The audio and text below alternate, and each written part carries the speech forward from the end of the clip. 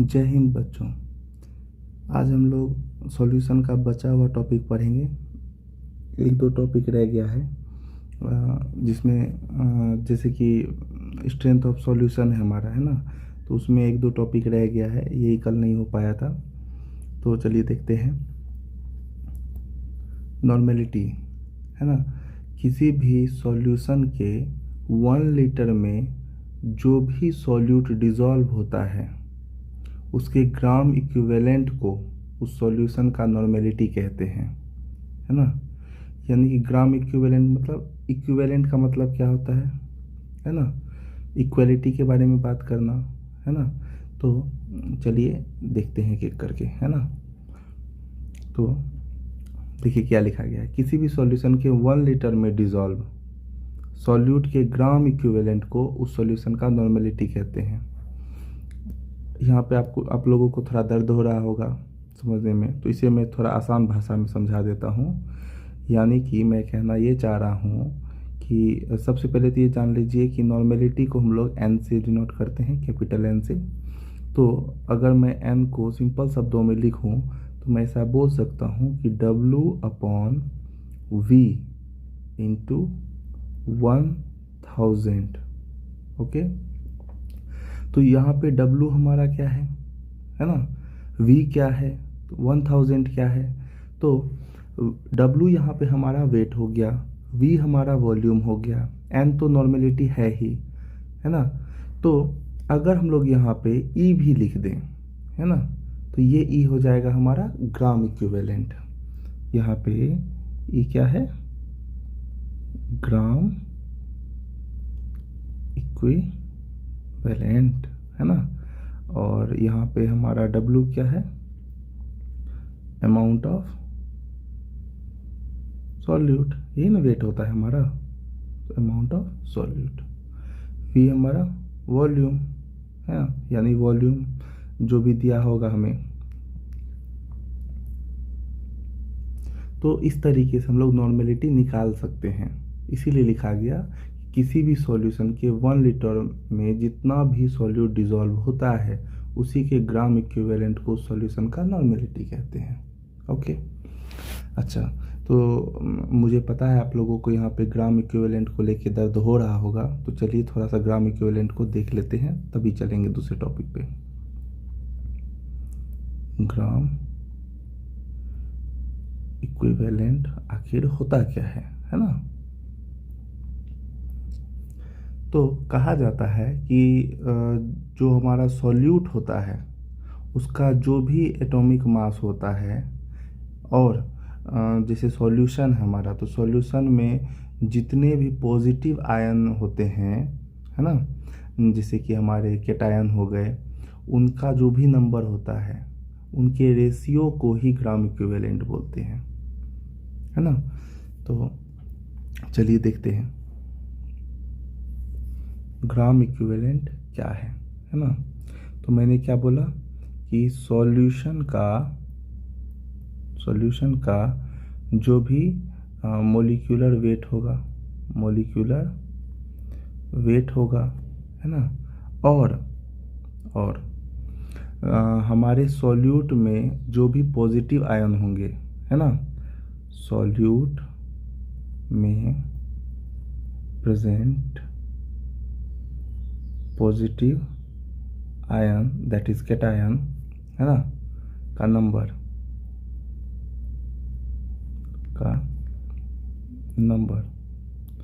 इन दोनों का जब हम लोग रेशियो निकालते हैं, है ना, तो यही रेशियो हमारा कहलाता है ग्राम इक्विवेलेंट। ओके। तो चलिए by the way gram equivalent को हम लोग ई से डिनोट करते हैं, है ना, डिनोटेड बाय ई। तो ठीक है, इसे हम लोग थोड़ा सा सिंपल कर लेते हैं, है ना। तो समझिए, एक एग्जांपल से समझाता हूँ। जैसे मैंने आपको दे दिया NaOH, सोडियम हाइड्रोक्साइड, है ना। अब इसमें मैं अगर बोलूँ कि सोडियम क्या है ना, तो सोडियम एक मेटल है जिसका एटॉमिक नंबर 11 होता है ना। 2 8 10 1 11। यहाँ से इसकी वैलेंसी निकाली जाती है। अच्छा, अगर मैं पूछूं कि इसका एटॉमिक मास कैसे निकालोगे, तो अप्रोक्सीमेटली 23 के आसपास इसका एटॉमिक मास होता है ना। उसी तरीके से हमारा हाइड्रोजन भी है, ऑक्सीजन भी है। तो जैसे ऑक्सीजन है तो ऑक्सीजन का कितना होता है, 8 होता है एटॉमिक नंबर, इसका एटॉमिक मास 16 होता है ना। वैसे ही हमारा जो हाइड्रोजन है, ये बेचारे का तो हाल ही बुरा है, तो हर चीज़ का 1 ही होता है, क्योंकि हमारे पीरियोडिक टेबल में सबसे फर्स्ट प्लेस यही ऑक्यूपाई करके रखा है।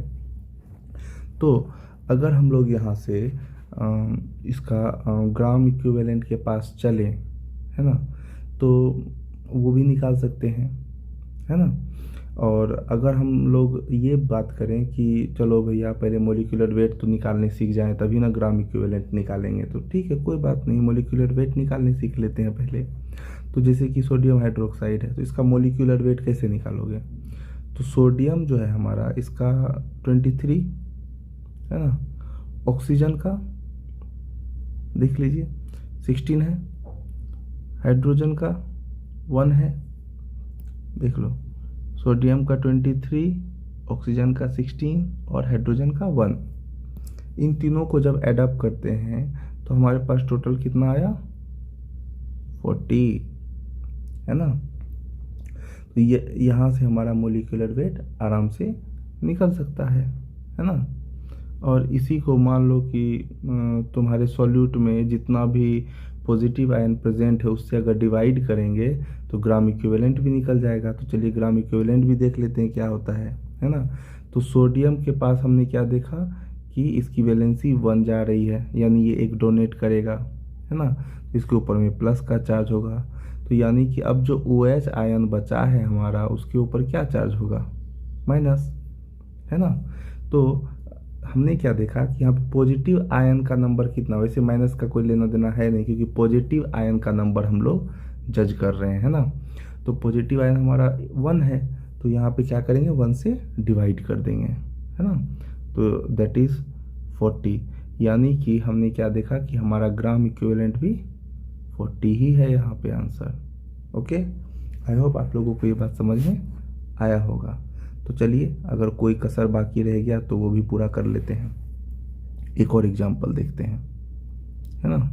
एग्जाम्पल नंबर 2, इसमें क्या है कि हम लोग एक थोड़ा डिफरेंट ले लेते हैं, जैसे कि CaCO3 ले लेते हैं, है ना, CaCO3 ले लेते हैं।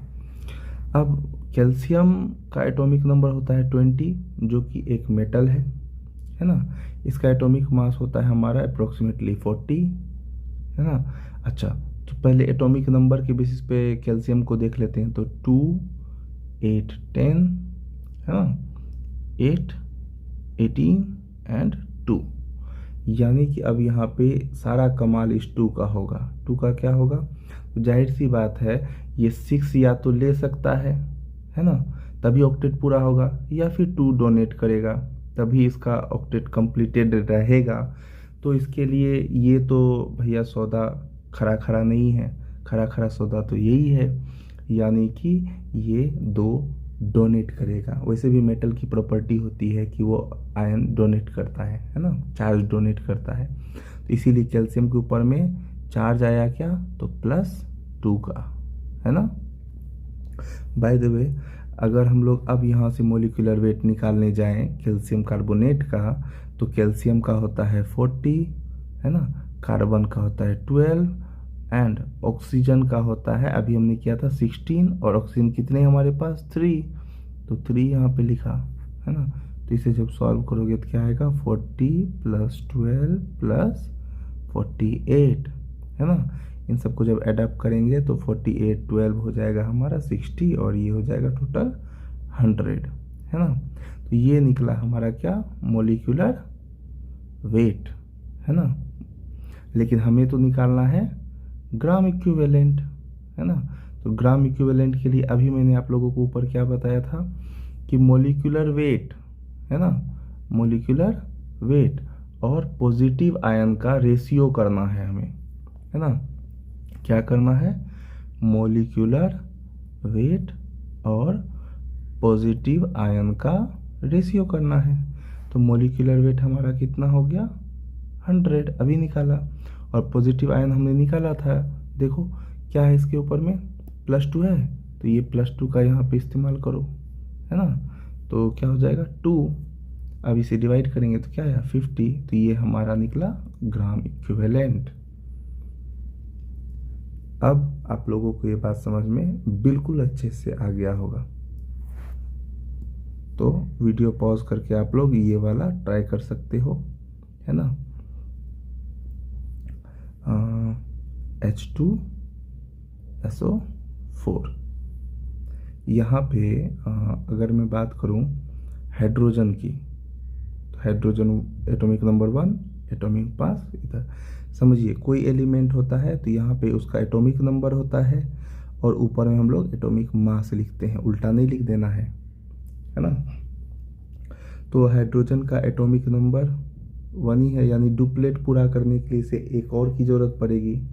चलो ठीक है, तो यहाँ से क्या पता चलता है कि एक की ज़रूरत होगी, लेकिन प्रॉब्लम क्या है कि हाइड्रोजन तुम्हारे पास जो गिवन कंपाउंड है उसमें 2 है ना। जो गिवन कंपाउंड है उसमें हाइड्रोजन 2 है तुम्हारे पास। इट मीन्स ये 1 जो लूज या गेन करेगा वो 2 टाइम्स होगा, है ना। तो ओके, तो गेन करेगा क्योंकि सेंट्रल एटम है, तो 2 टाइम्स गेन करेगा तो 2+ हो जाएगा चार्ज, तो पॉजिटिव चार्ज निकल गया यहाँ से। और हमें ग्राम इक्विवेलेंट के लिए किस चीज़ की ज़रूरत है, ग्राम इक्विवेलेंट निकालने के लिए ज़रूरत है molecular weight upon positive ion की, है ना। तो ये पॉजिटिव आयन क्या आया हमारा +2। मॉलिक्यूलर वेट तो पता ही नहीं है, तो चलो मॉलिक्यूलर वेट भी निकाल लेते हैं। मॉलिक्यूलर वेट निकालने के लिए सबसे पहले क्या करेंगे कि हाइड्रोजन, तो हाइड्रोजन का मॉलिक्यूलर वेट निकालने के लिए पहले मॉलिक्यूलर मास पता होना चाहिए, विच इज़ 1। यहाँ पे अभी देखा हमने।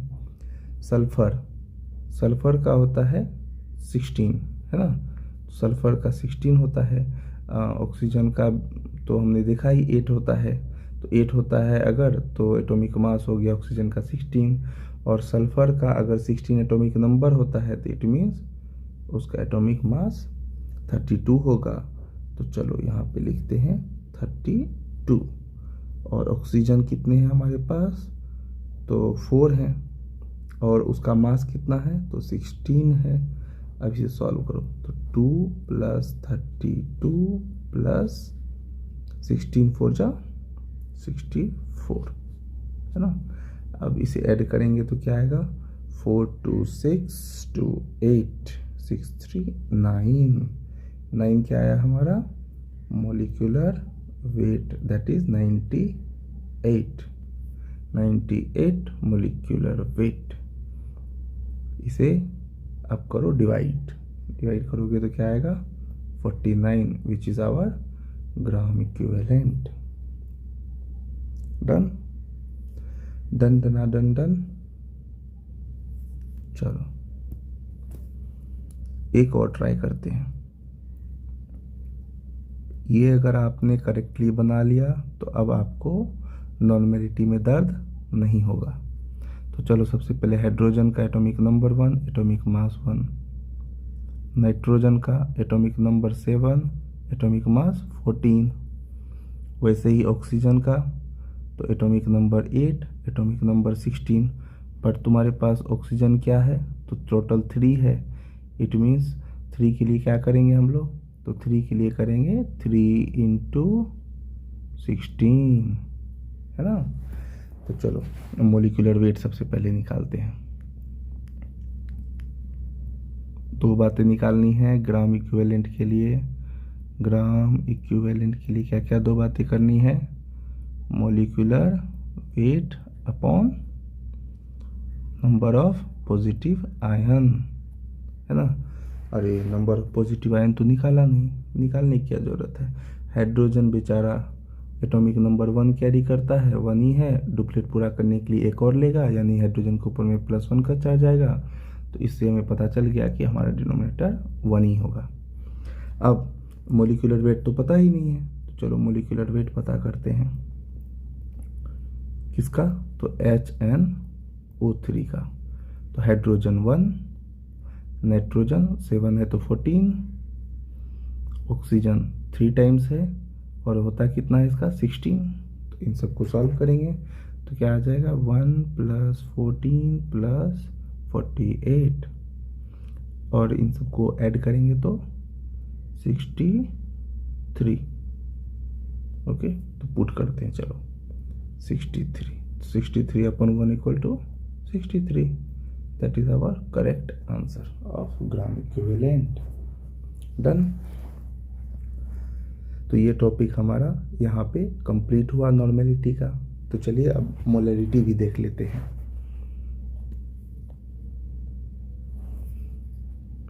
प्रैक्टिस करना है नोटबुक में सब कुछ।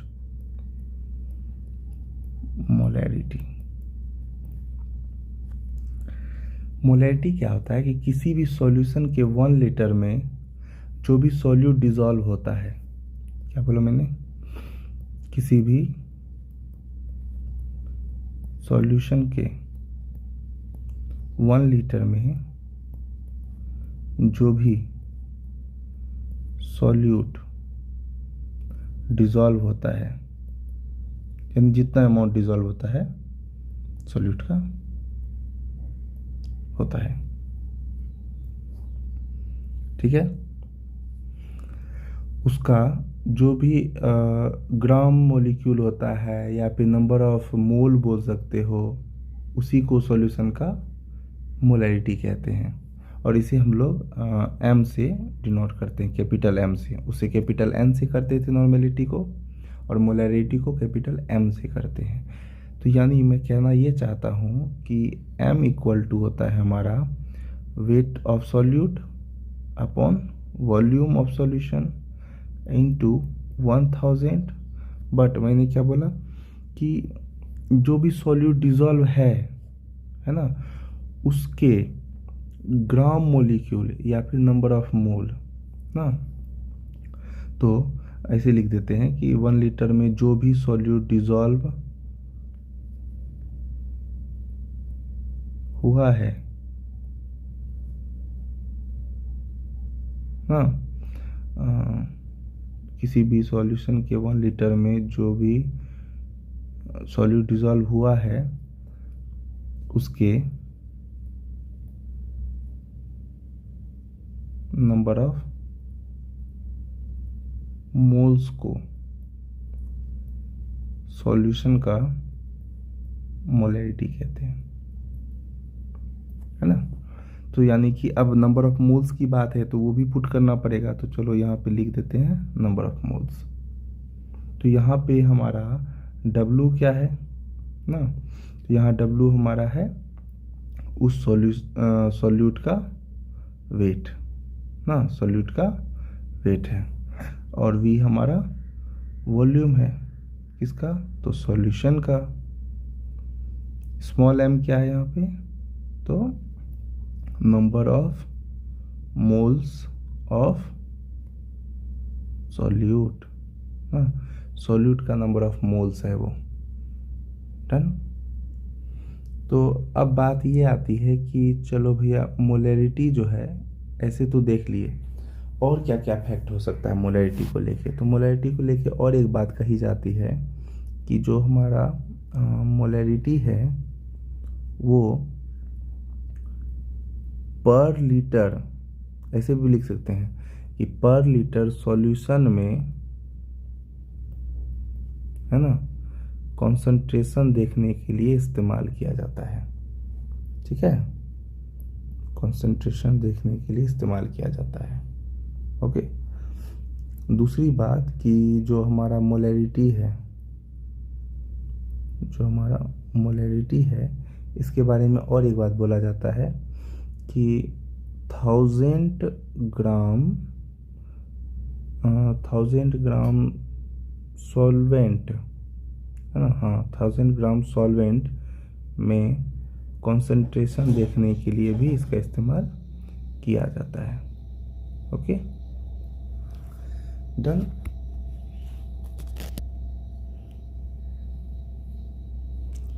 अब हम लोग आज अपना सबसे लास्ट टॉपिक देखेंगे। मोलैलिटी और नॉन मोलैलिटी यहाँ कंप्लीट हुआ। एक लास्ट टॉपिक बचा हुआ है, दैट इज़ मोलैलिटी, वो भी कर लेते हैं। और इस तरीके से हमारा सॉल्यूशन का सारा फैक्ट्स कंप्लीट हो जाएगा, है ना। तो हमारा क्या है, मोलैलिटी, है ना। एक्चुअली मोलैलिटी को हम लोग एम नॉट से डिनोट करते हैं, है ना, एम नॉट से। डन। तो मोलैलिटी होता क्या है, किसी भी सॉल्यूशन के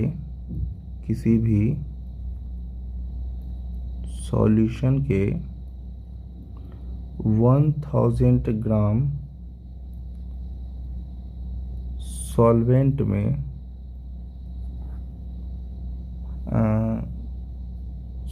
में घुला